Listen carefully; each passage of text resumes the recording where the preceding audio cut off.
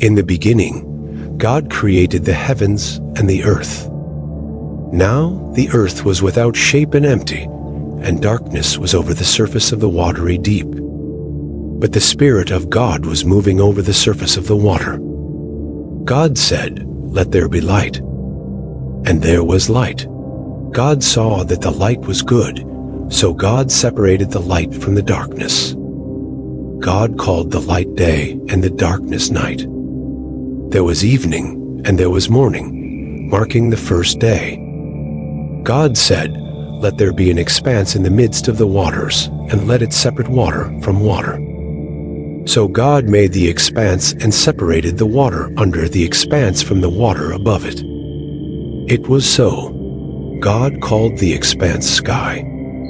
There was evening and there was morning, a second day. God said, "Let the water under the sky be gathered to one place, and let dry ground appear." It was so. God called the dry ground land, and the gathered waters he called seas. God saw that it was good. God said, "Let the land produce vegetation, plants yielding seeds and trees on the land, bearing fruit with seed in it, according to their kinds." It was so. The land produced vegetation plants yielding seeds according to their kinds, and trees bearing fruit with seed in it according to their kinds. God saw that it was good. There was evening and there was morning, a third day. God said, "Let there be lights in the expanse of the sky to separate the day from the night, and let them be signs to indicate seasons and days and years. And let them serve as lights in the expanse of the sky to give light on the earth." It was so. God made two great lights, the greater light to rule over the day, and the lesser light to rule over the night. He made the stars also. God placed the lights in the expanse of the sky to shine on the earth, to preside over the day and the night, and to separate the light from the darkness. God saw that it was good. There was evening and there was morning, a fourth day.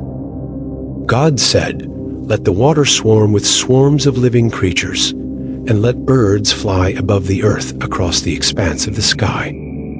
God created the great sea creatures and every living and moving thing with which the water swarmed, according to their kinds, and every winged bird according to its kind. God saw that it was good. God blessed them and said, "Be fruitful and multiply, and fill the water in the seas, and let the birds multiply on the earth." There was evening and there was morning, a fifth day. God said, "Let the land produce living creatures according to their kinds, cattle, creeping things, and wild animals, each according to its kind." It was so. God made the wild animals according to their kinds, the cattle according to their kinds, and all the creatures that creep along the ground according to their kinds. God saw that it was good.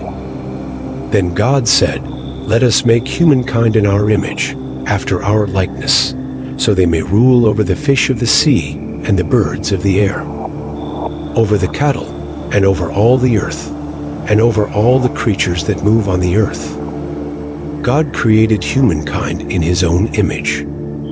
In the image of God he created them. Male and female he created them. God blessed them and said to them, "Be fruitful and multiply.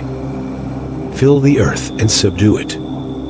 Rule over the fish of the sea and the birds of the air and every creature that moves on the ground."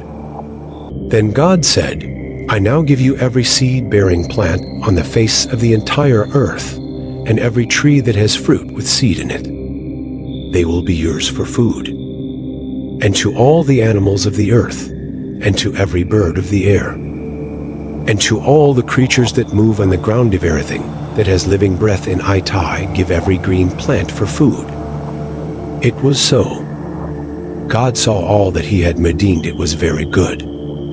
There was evening and there was morning, the sixth day. The heavens and the earth were completed with everything that was in them.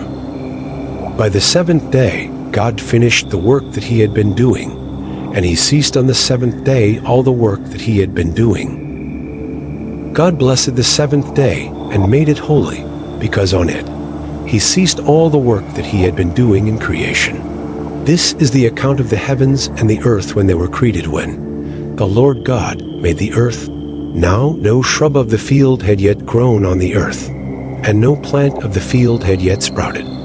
For the Lord God had not caused it to rain on the earth, and there was no man to cultivate the ground. Springs would well up from the earth and water the whole surface of the ground. The Lord God formed the man from the soil of the ground and breathed into his nostrils the breath of life, and the man became a living being.